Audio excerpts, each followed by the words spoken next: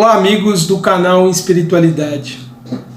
Você já pensou qual é o objetivo do Espiritismo? Já refletiu qual o propósito dessa doutrina? Pois bem, neste nosso vídeo nós vamos considerar algumas colocações que foram feitas por Allan Kardec no capítulo 1 do Evangelho segundo o Espiritismo, que nós estamos analisando agora, refletindo e trazendo para o nosso contexto atual, para a nossa vida. O capítulo 1 que diz: não vim destruir a lei. E já falamos nos nossos dois programas anteriores sobre Moisés e o Cristo, mostrando que essas são revelações da lei divina. É importante a gente observar que elas não foram as únicas revelações, mas para nós da civilização cristã, do mundo ocidental, que recebemos uma forte influência do judaísmo, personificado em Moisés, do cristianismo, personificado em Jesus, essas revelações têm grande importância. Afinal de contas, a nossa vida espiritual vem sendo guiada por muitos séculos, nas inumeráveis vidas que tivemos, pelos ensinamentos que essas religiões trouxeram até nós. E o Espiritismo, que é o tema do nosso vídeo de hoje, é visto então também como uma grande revelação que deveria ou deve dar continuidade a essas três, ou melhor, a essas duas revelações, Moisés e o Cristo. Isso é bem apresentado por Kardec e pelas colocações que ele faz nesse item 5, 6 e 7 do capítulo 1, dá a entender qual é realmente o objetivo do Espiritismo.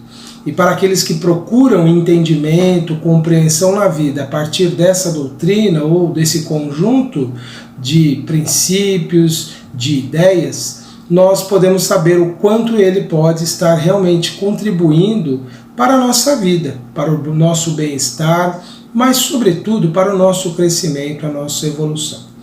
Pois bem, vamos ver quais são as ideias então que Kardec trouxe nesses itens que eu falei para vocês. A primeira delas é que o Espiritismo revela a existência de um mundo espiritual através de provas irrecusáveis. Todos os fenômenos que Allan Kardec analisou no seu tempo e que posteriormente surgiram, serviram para demonstrar que a existência humana não se limita à vida terrena. Muitos não aceitam essas provas como irrecusáveis porque elas não poderiam ser repetidas. E quando a gente estuda a história dos fenômenos espíritas, muitos deles já não são mais obtidos com a facilidade que eram como no tempo de Allan Kardec e algum tempo depois. Por exemplo, as mesas girantes, que foi um fenômeno impressionante que ocorreu na França e em outros países também no tempo de Kardec, no século XIX, e que todas as pessoas poderiam observar fartamente esses fenômenos em que as mesas giravam, em alguns casos elas levitavam, e Kardec começou uma investigação. Não foi exatamente ele que iniciou as perguntas às mesas, porque já existiam pessoas fazendo isso, mas o diferencial é que ele começou a dar um direcionamento sério às perguntas, porque ele pensou, bem, se uma mesa pode dar uma resposta, vamos testar a sabedoria dessa mesa. É lógico que ele entendia nos primeiros momentos, nas primeiras tentativas dele, ele entendia que não era exatamente a mesa, algo estava por trás daquilo. Poderia ser até uma mistificação, uma falsificação, alguém produzindo aquele fenômeno. Mas ele foi percebendo mais tarde que era descartada essa hipótese de que fossem as pessoas que produzissem as respostas através das mesas girantes. Bem, resumindo e encurtando essa história, porque ela por si só é bem longa, constatou-se que na verdade eram os espíritos que produziam aqueles fenômenos. Então essas foram as primeiras comprovações. Mais tarde veio um período em que médiuns muito jovens ou pessoas sem formação cultural davam perguntas de um teor filosófico, científico da época profundo, coisas que não poderia explicar para pessoas tão simples, que não tinham uma formação intelectual muito vasta, pudessem dar aquelas respostas. Comunicações que eram dadas em línguas estrangeiras. Mais tarde veio um novo período ali de fenômenos impressionantes, como as materializações, que ficaram também bem registradas, bem demonstradas. Vem um período posterior que envolve curas, que já ocorriam lá no tempo de Kardec também, mas com menos extensão, mas posteriormente aparecem muitos médiuns que produzem muitos fenômenos de cura. As psicografias, e não podemos esquecer Chico Xavier nessa menção, psicografias que mostram ali de forma indiscutível que somente aquelas pessoas que assinam as cartas poderiam saber de detalhes de suas vidas, ou mesmo o Chico tendo psicografado uma obra que reúne estilos de poetas de tantas escolas literárias ou escolas poéticas, não sei se existe essa denominação para poesia, mas que tinham estilos diferentes, tinham características diferentes. E uma pessoa que não tinha tido a oportunidade de estudar, de ter aprofundado seus estudos. Embora fosse culto, porque aprendeu muito no exercício da mediunidade com os espíritos e que também trazia uma bagagem de outras vidas muito grande. Então, o Espiritismo ele mostra essas provas irrecusáveis. Existe uma vida espiritual.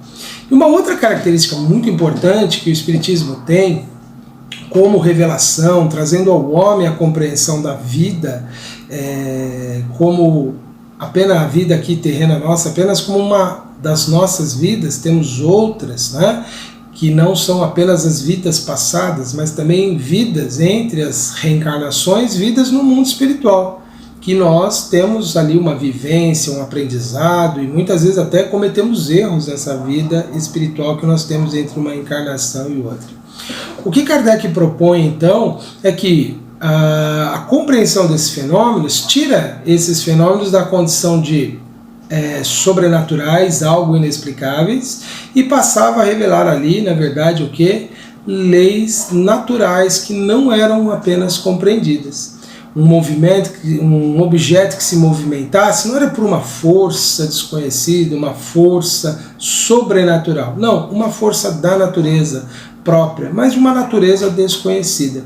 Podemos trocar o termo sobrenatural por desconhecido, mas que foi sendo lentamente explicado pelas próprias inteligências que se comunicavam através dos médiuns. Os espíritos explicaram, por exemplo, como era possível um objeto aparentemente mover-se sozinho. E isso tem relação com o movimento que eles produziam, impregnando aquele objeto com fluidos ou um elemento do mundo espiritual capaz de permitir essa interação entre o espírito e a matéria, o objeto. Então o Espiritismo ele tem esse propósito de trazer essas explicações. E, sobretudo, o Espiritismo ele começou a mostrar, né, que muitas daquelas coisas que eram consideradas já no século XIX fantasiosas, atribuídas a Jesus, coisas espetaculares, ou mesmo algumas colocações que Jesus fez em seu tempo, que para aqueles que eram céticos, que não acreditavam em nada de natureza espiritual, começou a mostrar que aquilo era sim possível. Uma coisa assim que para mim é muito marcante, por exemplo, era explicar como pôde Jesus caminhar sobre as águas, né? Como isso foi possível? Nós hoje compreendemos que Jesus, com o seu grande poder mental, ele conseguiu manipular esse elemento do mundo espiritual, os fluidos espirituais, para criar uma base que permitisse a ele pisar sobre as águas. E esse episódio, para muitos que não têm essa compreensão, ele é admitido apenas como um artigo de fé. Eles não têm como demonstrar, como comprovar, porque hoje ninguém consegue demonstrar esse fenômeno. Mas ele é plenamente possível porque, se os espíritos do século XIX puderam erguer objetos, cadeiras, até mesmo pessoas a determinadas alturas, né? Existia o caso de um médium que ele levitava, ele chegava ao teto do salão onde ocorriam essas demonstrações. É então possível sim que Jesus tenha caminhado sobre as águas. Então muitos daqueles fenômenos, daquelas situações que são descritas no Evangelho, elas são plenamente confirmadas pelo Espiritismo. E é por isso que o Espiritismo vem nessa linha de sucessão de revelações que tem uma ligação com o cristianismo. Assim como o cristianismo tem uma ligação com o judaísmo, do qual ele nasce e absorve muitos elementos, porque vimos que sim, Moisés trouxe uma revelação divina, resumida naqueles 10 mandamentos, e Jesus validou todos eles. Tanto é que quando questionaram ele sobre o maior mandamento da lei divina, ele fez uma síntese que reunia todos os mandamentos num único. O amar a Deus, ou em dois, né? Amar a Deus acima de todas as coisas e o próximo como a si mesmo. Jesus demonstrou então que a essência da lei divina na lei de Moisés é o decálogo, os 10 mandamentos. E ele vem então trazer ali um entendimento mais amplo, mais profundo. Mas a mensagem de Jesus, ela foi ao longo do tempo muitas vezes deturpada. Basta ver que muitas pessoas foram procurar nela justificativas, e até hoje fazem, para oprimir, para discriminar, para segregar, para ficar condenando as pessoas. É interessantíssimo a gente observar isso em alguns meios cristãos, que há pessoas que ficam buscando ali algo para mostrar, né, que Jesus teria condenado determinados comportamentos, reprovado outros, mas é tudo uma forma que as pessoas têm de interpretar de acordo com as suas convicções aquilo que lá é apresentado no Evangelho. E outras falas de Jesus que o Espiritismo dá uma nova vitalidade a elas, porque na época elas ficaram incompreensíveis e nos nossos dias elas parecem então também incompreensíveis, como por exemplo quando Jesus disse: na casa do Pai há muitas moradas. Do que Jesus estava falando, né? A casa do Pai é o universo, aliás é o tema de um capítulo futuro que nós vamos abordar. E as moradas são os inumeráveis mundos, não só materiais, mas como as dimensões espirituais que nós habitamos além da vida material. Então tudo isso é compreensível hoje graças ao Espiritismo. Nós temos as revelações, então, para nós da civilização judaico-cristã espírita. No futuro nós vamos ver os historiadores falando assim, que nós temos essa herança espiritual, mas em meio a todos os outros povos, nós vamos encontrar entre as suas crenças, entre os seus ensinamentos sagrados, nós vamos encontrar muita correlação com aquilo que nós aprendemos, daquilo que é o essencial dessa grande tradição espiritual que nós somos participantes aqui no mundo ocidental. Nós temos a lei do Antigo Testamento, né, a lei divina personificada em Moisés, a do Evangelho, a do cristianismo no Cristo, mas a do Espiritismo não está personificada em ninguém, não está personificada em Allan Kardec, nem nenhum outro encarnado, e sim nos Espíritos. É sobre ela que está fundamentada a terceira revelação que nós estudamos e que nós apreciamos tanto. E Jesus disse: eu não vim destruir a lei, e o Espiritismo também diz: eu não vim destruir a lei cristã, eu não vim derrubar. Inclusive o Espiritismo ele é visto por muitas denominações cristãs como uma obra do mal, uma coisa para desviar as pessoas, mas tudo que o Espiritismo mais faz é reafirmar as lições de Jesus, mostrando que tudo aquilo que as pessoas apenas admitem por fé, elas podem admitir também por razão. Então o Espiritismo ele também diz que não vem destruir a lei cristã, mas ele vem dar continuidade, ele vem fundamentar ainda mais, ele vem mostrar que a vida espiritual não é um artigo de fé apenas, mas sim algo importante para nós, e que nós não precisamos apenas crer, nós podemos sim acreditar com a razão, aceitando, convictos de que muito do que nos ensinaram é de fato verdadeiro. O trechinho final aqui dessa exposição que Kardec faz, nesse capítulo 1, no item 5, 6 e 7, ele vai dizer assim, então, sobre o Espiritismo. Ele é, portanto, obra do Cristo, que o preside, assim como preside ao que igualmente anunciou, a regeneração que se opera e que prepara o reino de Deus sobre a terra. E aqui estaria a grande missão que o Espiritismo tem, é de mostrar que nós estamos num grande período de transformação, de renovação, que começou lá no século XIX e vem se estendendo até o início do século XXI. Muitos, quando leem algumas colocações que são feitas por Kardec em outros textos, pensam, mas e aquele mundo novo que parecia que ia ser tão rápido, né? E outros espíritos do século XX parece que colocaram, inclusive o espírito Emmanuel, tão sábio, colocou que ao século XX cabia o desfecho de grandes acontecimentos para a regeneração da humanidade. Muitas vezes, lendo esses textos, a gente pensa, será que já não era para ter acontecido tudo isso? Veja, quando há alguma previsão, nunca ela é uma determinação de que os prazos serão cumpridos, como se tenta aqui na Terra fazer as coisas acontecerem. Se tem que terminar até o final do mês, termina. Não é assim. A lei divina, e isso é revelado por nós pelos próprios ensinamentos dos Espíritos, vai nos concedendo oportunidades de reparação. E hoje o que nós temos visto no mundo é isso. O Espiritismo, infelizmente, ele não alcançou um maior número de pessoas. Tem muitas razões aí que explicam isso. Assim como o cristianismo, no primeiro século, demorou até chegar ao grande número de pessoas.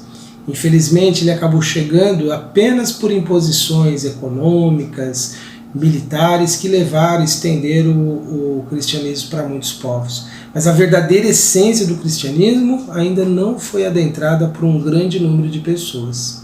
E também o espiritismo, a sua grande essência, também não foi apropriada por nós espíritas. Nós, então, temos que considerar que a espiritualidade maior, o conjunto de espíritos diretores aqui do nosso planeta, devem estar estendendo os nossos prazos de aprendizagem, as nossas oportunidades de crescimento. Por isso que nós não vemos esse tal mundo de regeneração tão rapidamente. Mas tem uma visão positiva que a gente pode ter de que hoje o mundo ele é muito melhor do que foi algum tempo atrás, até bem pouco tempo atrás, né? Aliás, se nós formos recuar aí a 50 anos atrás, existiam ainda países que tinham legitimado pelas suas leis princípios de separação das pessoas em função da cor da pele, né? O que aconteceu lá nos Estados Unidos, que até por volta lá da década de 1960 ou 70, se não me engano, ainda existia em alguns estados a ideia de segregar, de separar as pessoas de acordo com a cor da sua pele. Uma coisa que é uma aberração hoje a gente pensar, mas isso foi considerado como legítimo em algum tempo. Isso nos mostra que a humanidade de alguma forma ela avançou, mas não tanto quanto deveria, porque embora as leis não considerem mais isso como motivo de discriminação, ainda assim muitas pessoas sentem isso. E nem têm consciência ainda de que essa forma tão perversa de ver o próximo, né, de diferenciá-lo porque ele é diferente em razão da sua melanina, isso ainda vive dentro de muitas pessoas. E não é só essa dificuldade, essa inferioridade que a gente ainda carrega, quantas outras, não é? Nós podemos pensar ainda que nós somos ainda muito intolerantes, muito incapazes de compreender as grandes diversidades que existem entre o ser humano, que não significa que a gente precisa concordar com o comportamento das pessoas, a gente só precisa o quê? Respeitá-las e amá-las incondicionalmente. E esse é o nosso grande problema. Nós só estaremos realmente compreendendo a mensagem de Jesus e a mensagem do Espiritismo se a gente for capaz de amar verdadeiramente as pessoas, independente dos erros que elas cometem. E não estamos falando de amor ternura, de amor afeto, como a gente tem com as pessoas mais próximas. Nós estamos falando desse amor universal, que é sobretudo o quê?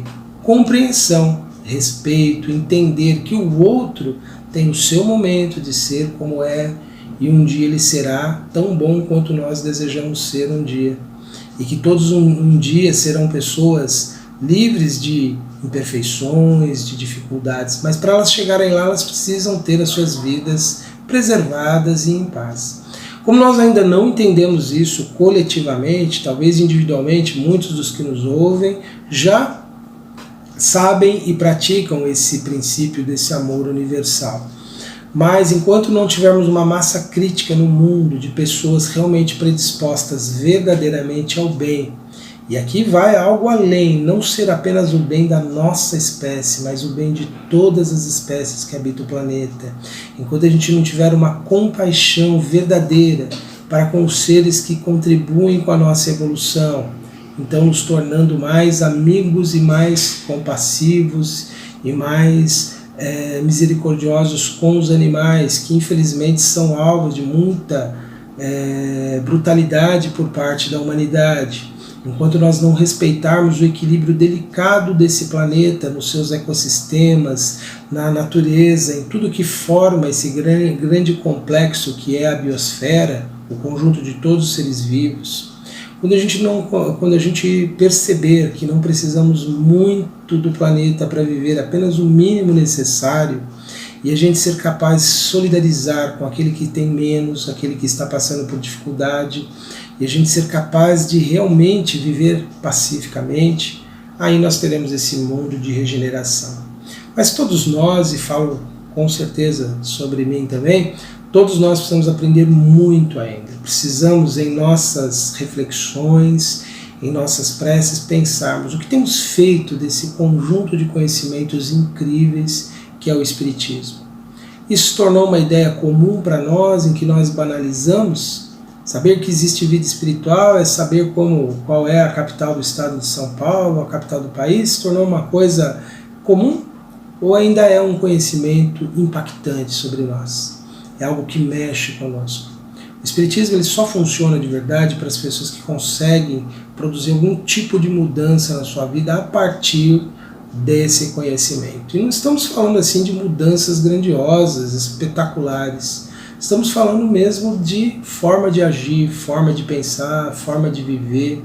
E ainda que a gente ainda sinta muitas das nossas imperfeições, ainda perceba que a gente não consegue ainda ser bom em tudo na vida, mas a gente está tentando. É isso que é o grande e desafiador para nós nesse momento. A gente desistiu e as ideias viraram ideias comuns, corriqueiras, é só mais uma crença? Ou é uma ideia poderosa, realmente capaz de nos modificar? É só assim que realmente nós vamos ver esse mundo de regeneração. Porque senão nós já sabemos, se nós não produzirmos mudanças significativas em nós, nós estaremos adiando essa realização para o futuro. Nós não seremos banidos desse mundo, Antenor? Veja, essa ideia de que haverá uma grande transmigração de almas para outros mundos, para que lá elas continuem essa evolução, para não atrapalharem a evolução aqui da Terra, isso é no caso daqueles indivíduos que são totalmente contrários ao progresso. Pessoas que são deliberadamente corruptas, pessoas que são deliberadamente cruéis, pessoas que sabem que estão fazendo errado e continuam fazendo. Estes são os que entravam a evolução do planeta. Esses são os que realmente criam problemas. As pessoas que são imperfeitas na média, no comum, ainda estão dentro do seu tempo de evoluir e de aprender. Diferente de quem já teve consciência de que precisa mudar. Esses não serão banidos do planeta simplesmente. Estão sendo convidados amorosamente a usarem do conhecimento para se transformar. Nós, de alguma forma, que temos aqui, eu principalmente, trazido essas informações para vocês, e quem tem acompanhado e compreendido o que eu tenho falado, todos nós passamos a ter um teor de responsabilidade maior do que as pessoas que não sabem nada disso. E todos nós, então, precisamos realmente produzir renovações em nós. Eu quero convidá-los, então, nesse instante para a nossa prece de agradecimento a Deus, pela bênção da vida e por todas as oportunidades, Senhor. Nós te agradecemos pelo conhecimento espiritual que nos ilumina e nos esclarece e que nos impulsiona em nossa caminhada. Querido Mestre Jesus, nós pedimos, Mestre, a inspiração, o amparo, por intermédio desses espíritos amigos tão generosos, que nos convidam diariamente a prosseguirmos em nossas jornadas, realizando o que nos cabe, sempre com boa vontade e com desejo de realizarmos o bem. Que não nos falte jamais, Senhor, esta motivação. E aos nossos irmãos que se sentem cansados, que se sentem muitas vezes desanimados com a vida, que eles possam encontrar força, determinação para vencerem seus obstáculos.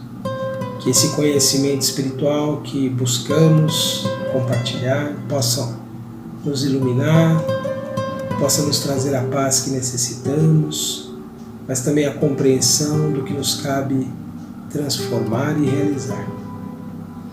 E agradecidos por tudo, Pai, que temos recebido, por todas as bênçãos, pela oportunidade bendita de aqui vivermos.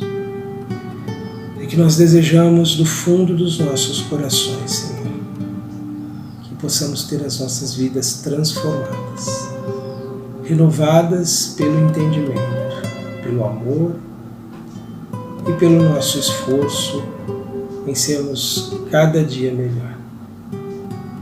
Que assim seja, Senhor. Graças te damos. Meus amigos, estas foram as nossas reflexões para este momento. Continue acompanhando aqui a nossa programação no canal Espiritualidade, curtindo os programas, compartilhando, comentando. Isso ajuda na visibilidade do canal e leva esse material para mais pessoas. Um grande abraço a todos e até a próxima.